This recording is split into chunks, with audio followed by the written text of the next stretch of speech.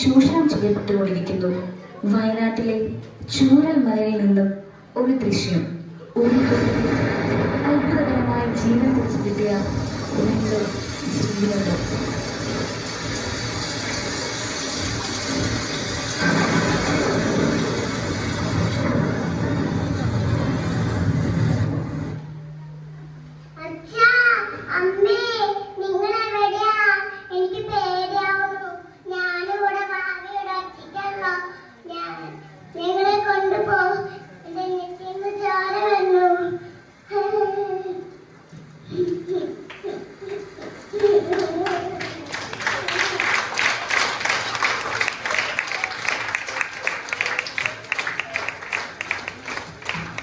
ആര് കേട്ടു ഈ നോവിന്റെ ഉള്ളുകൾ? ഒന്ന് നേരെ നീട്ടി വെളുത്തപ്പോഴേക്കും ഇല്ലാതായ ചൂരൽമല.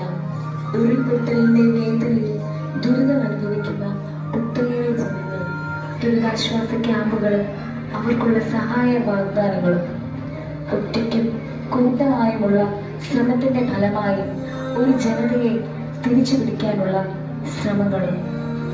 പക്ഷേ അത് മാത്രമല്ല, ഇനിയെങ്കിലും തിരിച്ചറിയേണ്ട പ്രകൃതിയുടെ മറ്റൊരു ഭാവം, മറ്റൊരു മുഖം.